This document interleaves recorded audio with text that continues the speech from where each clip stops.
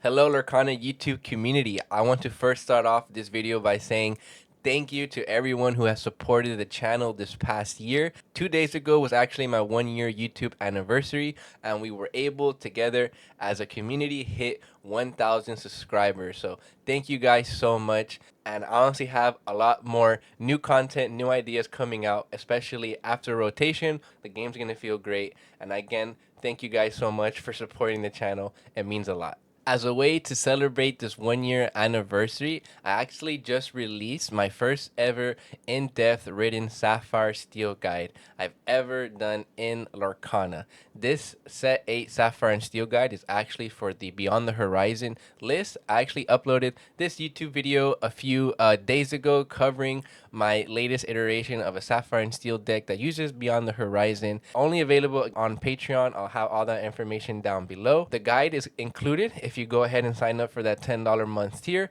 If not, you can just buy the guide for $10. And this is just going to be a quick preview just to show you guys the guide I have created. I definitely put a lot of time and thought into it. If you read this guide and you want to play Beyond the Horizons set 8 Sapphire and Steel, especially going forward into set 9, Beyond the Horizons is going to be a very awesome playable card for that meta, because we're also keeping our ramp cards like Tipo and Sail. So this guide is perfect to get ready to go into set 9 with Sapphire Steel.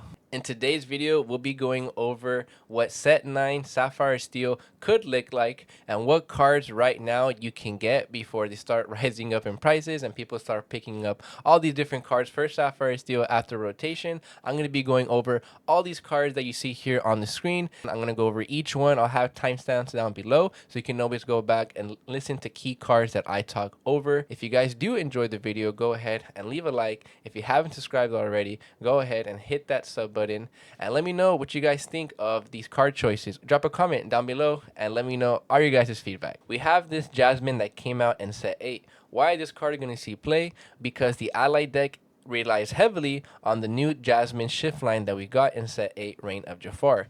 This Jasmine shift line combo is super strong, especially if you can get this Jasmine out on turn 2. And what this Jasmine does is whenever she quests, you can look at the top 3 cards, and if you reveal an ally character, you can put that card into your hand. So it's basically a very good, strong draw engine. If you make an allies deck, you're pretty much always going to guarantee to draw a card off Jasmine, and bringing out on turn 2 a 2/5 stat line character is super strong. So I recommend picking up, not recommend, like you do have to pick up this shift line package. I mean, this Jasmine's is super rare, so it's not even that expensive at all, but I definitely recommend picking up some foil copies of this card. After Jasmine, we have the some awesome one drops, just generic one drops that are really good in the meta. Captain Hook got reprinted. Captain Hook is just super strong in the aggro meta. Since we don't know if Popsicle is going to get reprinted, we might lose Bell Pop turn 1. And we want to have a solid turn 1, right? Sapphire Steel's turn 1s were always awkward. So if you, I do expect that we're going to have to play a couple of 1-drops. And I think Captain Hook just counters Amber Steel really well, since they're keeping Daisy and they have a lot of 4 willpower characters. Captain Hook plus something else can usually take out any character. And then you have Mulan. Mulan is just an awesome looter card. Sapphire Steel always plays tech cards, uninkable, stuff like that. So Mulan being able to filter your hand, find your key pieces, and discard, again, cards that aren't relevant in certain matchups is going to be a very nice 2 1-drops to have. And with their stat lines, you can counter the board pretty effectively. Going into our 2-drops, we have Calhoun. So Calhoun, she's always been in the meta. Super strong card, especially against Steel or Amethyst decks, just because of her +1 resist, 3/2 stat line. And Sapphire and Steel being a deck that really strategizes controlling the board early on, you get rewarded with it by Calhoun by gaining 2 lore whenever you banish another character. Depending on how the Sapphire and Steel lists are built, even if she's not an ally, she's super solid stat line, and they're definitely going to be a lot of Amber Steel decks, a lot of low to the ground decks. So Calhoun is going to be a very nice card to play on your turn 2. We haven't gotten an announcement of a SME reprint, so Calhoun is looking like to be one of the, if not best, 2-drop in Sapphire Steel to play, other than a turn 2 shift Jasmine line. And if you're not playing Calhoun, you're going to be playing Helga. Why are you going to be playing Helga? Because Helga, I see it as just a twin version of Calhoun, but Helga challenges evasives. And right now, if you guys haven't seen, there are going to be a lot of evasive amethyst cards, so many evasive cards in Emerald as well. Evasives just look really strong next set, and I think that's fine because it's just a different mechanic, right? You're still challenging characters, but they're just evasive, right? So you just need evasive against evasives, and I think that's perfectly fine. We're heading into a meta that is all about challenging, so being able to go turn one drop, contest your turn one board, and then turn two, whether it's Calhoun or Helga, you can either fight steel decks or you can fight evasive decks. So these two blonde girls right here, Calhoun and Helga, are going to be super, super crucial into set 9. Next, we have Doc. So Doc is just a very broken card to be a draw engine. As you guys already know, in my Pleakley list that I uploaded a few weeks ago when I top 64 at the PPG event, I was on Docs. The reason being is because Sapphire Steel needs solid draw engines, needs very consistent draw engines. So Dog allows you to play a version of Sapphire Steel, whether it's mid-range or aggro. You get to empty out your hand, and Dog's just an amazing top deck. So here I have a spicy card that hasn't really seen play at all ever since at the start of set 8, and this is going to be Nathaniel Flint. Reason being is this, I guess because it's his condition to come out, it's just super niche. But I have been seeing a lot of different builds for Sapphire Steel post rotation where it has a lot of ping effects, like for example with dump truck stuff like that. So there's a world where we're going to be able to ping stuff, especially with the reprint of the set 2 Robin Hood, where you exert it, you can ping something. So there's going to be different combos that I've been seeing where you can get Nathaniel Flint out. I think this card is going to see a potential play. So if you want to pick up your foil copies at $2-3, I think that's a super solid deal, just in case people do start using him and he goes up in price. He's a pirate, he's an alien, so there's a lot of different keywords there that are going to be really relevant with different combos and strategies with Sapphire and Steel. And this card, if we don't get Smee, is basically the next Smee. It's just the condition to play him is different, right? But he doesn't take damage himself at the end of every turn. So I think this card is super solid, and it's going to be a slept-on card right now. Pick up your foil copies because this card can potentially see play. All right, getting into the 3 drops, we have Alice. So Alice, again, with Kiwi Bird. Shout out Jack Shadows and Harlan for making that Kiwi Birds list with Alice and Pluto. I think Alice is just an overall super awesome card. It has ward, it gives another character ward, and +1 lore. So Pleakley, if we look at our ramp options right now for Sapphire and Steel, we have Tipo, Cell, and Pleakley. Pleakley is going to be our turn 3 ramp. And if we're more inclined to be playing 1-drop characters that, are very nice for the first 1, 2, 3 turns, but if they stay on the board, they're really going to be weak in the mid game, and being able to turn those small characters into a big character like Pleakley, getting to 5 ink is super huge. I personally think Pleakley is really solid, especially again with the 1-drops that we currently have, because you want to be able to play your Captain Hook. Let's say your opponent doesn't exert their Daisy, and it kind of stays like that for 2 turns. Well, now you can turn that Captain Hook into a Pleakley, and now you have a stronger character. Pleakley is an ally and an alien, so synergizes really well with different combos that Sapphire Steel is going to have. I recommend picking up these 4 Pleakley copies, the foil copies at least. Followed by Pleakley, this is actually a super awesome card that we got in set 8. It's a vanilla 3/4 stat line, but the thing is, on your turn, this character gains evasive. This card is an ally, so it's going to synergize really well in the ally deck to answer evasive cards. I recommend picking up your foil copies here. Of course, Pete is just a super broken balanced card in the Lorcana game. I don't think, though, that we're going to be on 4 copies of Pete. I could be wrong, though, because we lost a lot of removal cards, but we still have a lot of more reveals to come. So Pete is just going to still be a mandatory 3 or 4 of. Pick up your foil copies right now at $10, just because he's going to be around for another 4 sets. Vinnie right now only really see plays in Amber Steel aggro decks, but I think if we're using, a aggro Kiwi list or a allies list, something like that, where we're just putting a lot of early characters on the board and questing out, Vinnie is going to be a card that Sapphire and Steel could play, because you get lore when one of your characters is banished on your opponent's turn. So if your opponent is trying to answer your exerted characters, you're going to gain a lore for that. And Vinnie is just super annoying to deal with that 1/4 stat line. It's uninkable though. I do see how it fits in Amber Steel a little bit better. So if you haven't picked up your foil copies, right now would be a good time to do that. Cool, so we have Kida. So Kida right now came out in set 7 and hasn't really seen a lot of play outside of Blurple decks. And I think right now going forward, it's a very awesome alternative ramp card. It's really awesome because you get to filter, look at the top 2 cards. And right now, Sapphire still has a lot of strong 7-cost characters. So if you go turn 2 ramp into Kida, turn 5 you can get a 7-cost character. So that's super strong. And she has Ward. Pluto is still super relevant, again, because you pair this with Alice, you give the Pluto Ward, and that Pluto is a 5/5 stat line. Crazy like combo right there. Just overall a solid card. You don't even need ally. Like just being able to play this on your turn 3 if you ramp on turn 2, and if you play it out on curve, I mean that's fine too, right? Because this card is just, the stat line is super nice. And look at that keyword, ally, super important. We have a lot of strong ally cards, so definitely recommend getting some foil copies of Pluto. This is a really cool card that came out in set 8. I really like how balanced it is. It's a 3/4 stat line, 4-cost inkable character, and during your turn, whenever this card banishes a character, you draw a card and gain a lore. So Sapphire Steel going into set 9 is losing some draw cards, so replacing those with a card like this that lets you challenge the board.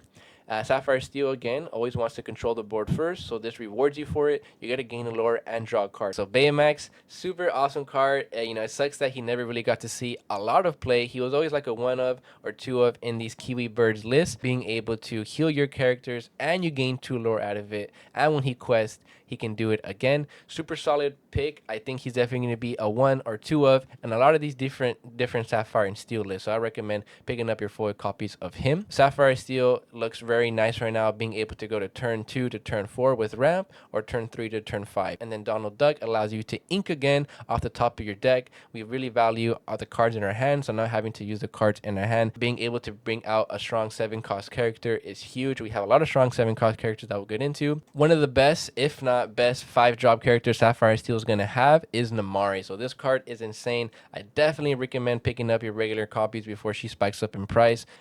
She's the only one that's super strong when it comes to challenging the board and cycling you a card. So again, the best 5-drop to get, to have in your Sapphire and Steel list, I recommend picking up your 4 copies of her ASAP. And then for our last 5-drop, we actually got the Robin Hood from set 3 announced as a reprint. Super awesome card. I think if they do reprint the 1-drop version, Robin Hood and Namaari are going to be like your mandatory 5-drops, just because of how strong they are as characters when it comes to challenging the board.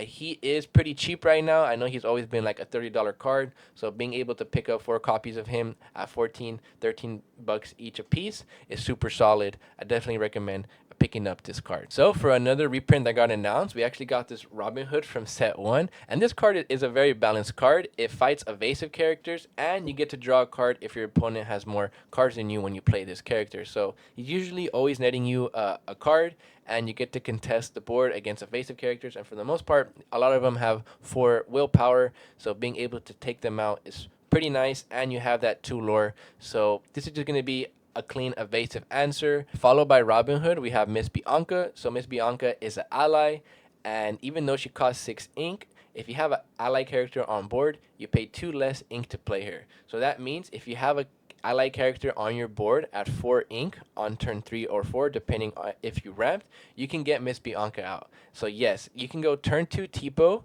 and then on your turn 3, you can play Bianca, since Tipo is an ally. Playing a 6-cost character that hits for 5 and has 5 willpower is insane. Super solid card. You're going to see this card in these allied decks, because being able to play her on turn 3, turn 4 is just super annoying. She only quests for 1, but she's literally meant just for challenging, and she can be able to sing strong cards, right? So if you go like Tipo into Bianca, you can already sing Beyond the Horizon, stuff like that. So Miss Bianca, super solid card. I already have my foil copies. She's going to be seen in allied decks, and there's a world where she can also be seen in mid-range lists as well.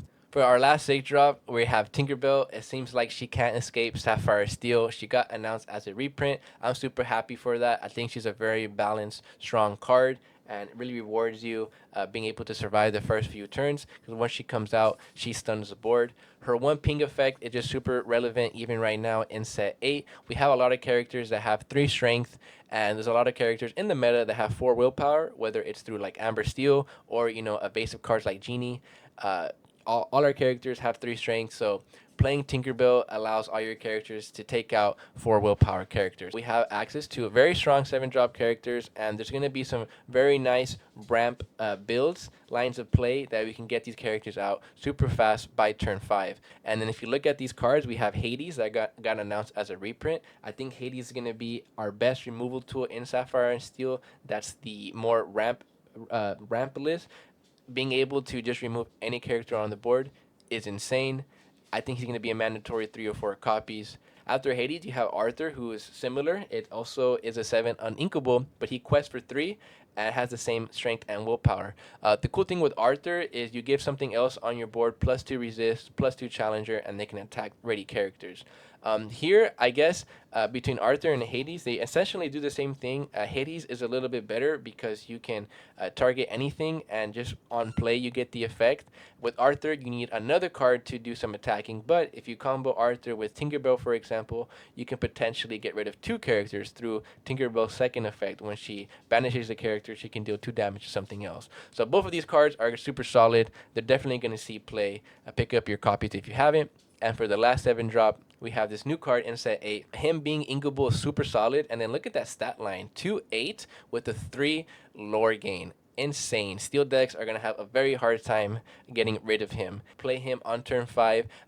Potentially get rid of a character, and now you have this powerhouse of a card that's going to stay on the board and more than likely get 2 turns of questing it. And just being able to remove a body when he comes out, a very nice pseudo removal tool. So these 7-drop characters are going to see play. Onto the action. So Fire the Cannons got announced as a reprint. Shout out Harlan and Ali for, you know, doing that awesome reveal. Fire the Cannons is one of my favorite cards. It's been mandatory in almost every meta, just because you get rid of pesky shift lines, evasive characters. And now with the new vanish characters, that new mechanic that's been out recently, I see a lot of decks players who are you know, looking into that. So Fire the Cannons is going to be a mandatory 3 of, usually for the most part. This card got reprinted. It's definitely going to see play. Followed by Fire the Cannons, Sell the Azurite Sea.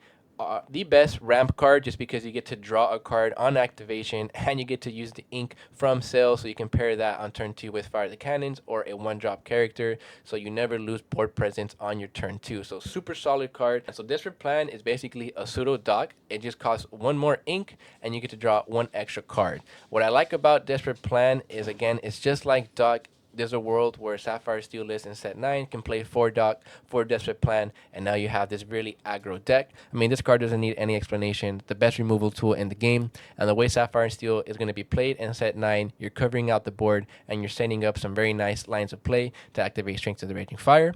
And then Beyond the Horizon. So Beyond the Horizon is super solid. I think Blurple, aka Sapphire Amethyst, is going to be super relevant. They keep cards like Genie, Finder Keepers, you know, decks that just draw in general. We're going to punish them with Beyond the Horizon. All right, so for the last card is actually going to be a location, and this is going to be Dwarfs Mine. And it synergizes really well with Doc and Happy, that can both be played after set 9. Actually, last night, at the time of me making this video, Lawrence just got announced as a reprint. So Lawrence is definitely going to be a super playable, strong card. It's an ally as well, so he's going to fit an allies list perfectly. The 4/4 stat line is huge. If he has no damage, he gets to quest for 2. And Lawrence is just an overall really strong card. So I definitely recommend picking up your 4 copies of this card. Oh, and just in case you were wondering, are there any set 9 cards that already been revealed that we can play outside of reprints? And yes, this is actually be the best card so far that's been revealed to use in Sapphire and Steel. Why? Because this brand new 3-cost inkable Lilo, it's a steel card. Her effect is when you play her, all your characters on your board get +2 Challenger. And then her second effect is if she gets the quest, you can actually choose an alien character and give it +2 challenge, and it can attack ready characters. Lilo, I think, is super crucial. I definitely see her being a 2 to 4 of in certain Sapphire and Steel lists. She pairs really well with a lot of the alien characters I already showed earlier, and just overall, her effect being able to give everything on your board as basically like a pseudo Emerald Cricky is huge. That's it for the video, guys. I hope you enjoyed me rambling on about all these 34 cards and why I think they're playable for Sapphire and Steel going into the set 9 meta post rotation. And if you guys enjoyed the video, please go ahead, leave a like, drop a comment down below. Let me know what you guys thought of my explanations, or maybe if I missed a card, let me know what card I missed and you think it's playable. And if you haven't subscribed already, please go ahead and hit that sub button. Thank you guys again so much for watching. Peace out.